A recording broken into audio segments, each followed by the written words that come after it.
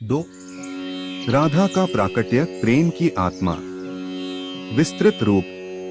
बरसाना की पुण्य भूमि पर जब सृष्टि प्रेम के रहस्य को मनुष्य के हृदय तक पहुंचाना चाहती थी, तब एक दिव्य घटना घटी। उस दिन धरती केवल एक कन्या को जन्म नहीं दे रही थी, वह प्रेम की आत्मा को साकार रूप दे रही थी। वृषभानु महाराज और माता कीर्ति के गृह में एक अद्भुत कन्या का प्राकट्य हुआ, जिसे संसार ने राधा कहा। उनके जन्म के साथ ही बरसाना की हवाओं में अजीब सी शांति उतर आई। पक्षी मधुर स्वर में अधिक गाने लगे, फूल बिना ऋतु के खिल उठे, और जैसे प्रकृति स्वयं उस बालिका का स्वागत कर रही हो। कहा जाता है कि शैशव काल में राधा बहुत शांत रहती थीं। वे कम बोलती थीं, पर उनकी आंखों में ऐसा भाव होता मानो वे सब कुछ जानती हों। उनकी दृष्टि में संसार के प्रति आकर्षण नहीं, बल्कि किसी अनजाने नाम की गहरी प्रतीक्षा थी। लोक कथाओं के अनुसार राधा जन्म से ही नेत्रहीन थी, पर यह अंधकार सामान्य नहीं था। यह एक दिव्य रहस्य था, क्योंकि जब तक उन्होंने कृष्ण को नहीं देखा, तब तक संसार को देखने का उनके लिए कोई अर्थ नहीं था। और फिर वह क्षण आया जब यमुना तट पर नंदलाल का प्रथम दर्शन हुआ। जैसे ही राधा की दृष्टि कृष्ण पर पड़ी, उनकी आंखों में ज्योति जाग उठी। उस पल केवल राधा ने ही दृष्टि नहीं पाई, संसार ने प्रेम का अर्थ समझा। वह मिलन दो शरीरों का नहीं, दो आत्माओं की पहचान थी, क्योंकि राधा और कृष्ण अलग थे ही नहीं। राधा कृष्ण की आत्मा थी और कृष्ण राधा के प्राण। राधा का प्रेम संसार के प्रेम से पूर्णतः भिन्न था।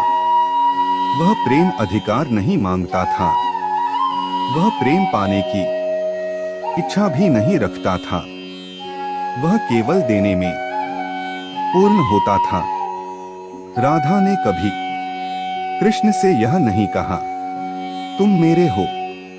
उन्होंने बस इतना जिया, मैं तुम्हारी हूं। उनकी भक्ति मंदिरों में नहीं, हर श्वास में थी। उनकी साधना व्रतोपवास में नहीं, कृष्ण के स्मरण में थी।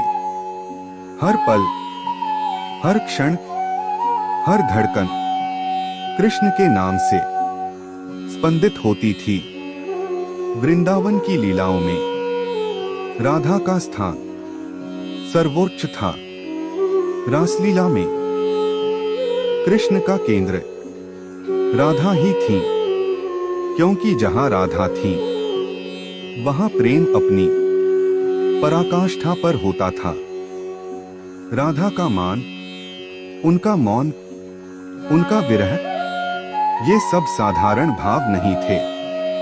विरह में भी राधा का प्रेम और अधिक उज्जवल हो जाता था, क्योंकि उनके लिए वियोग दूरी नहीं था, वह स्मृति का सबसे गहरा रूप था। जब कृष्ण मथुरा चले गए, तब राधा ने कभी उन्हें रोकने का प्रयास नहीं किया। उन्होंने जाना कि प्रेम का अर्थ बांधना नहीं, मुक्त करना है। बरसाना और वृंदावन राधा के बिना सूने नहीं हुए। वे तपस्थली बन गए, जहां हर वृक्ष, हर पथ, हर कण राधा के प्रेम का साक्षी बन गया। राधा का प्राकट्य संसार को यह सिखाने आया कि ईश्वर तक पहुंचने का सबसे सरल मार्ग प्रेम है। न ज्ञान, न वैराग्य, न कर्म। यदि प्रेम नहीं तो सब अधूरा है। इसीलिए आज भी जब कृष्ण का नाम किसी हृदय से निकलता है तो राधा स्वतः उसमें बस जाती हैं, क्योंकि कृष्ण बिना राधा के लीला है और राधा बिना कृष्ण के अर्थहीन नहीं बल्कि पूर्ण है। राधा केवल एक नाम नहीं, एक अनुभूति है। वह अनुभूति जो प्रेम को ईश्वर बना देती है और ईश्वर को अपना बना लेती है।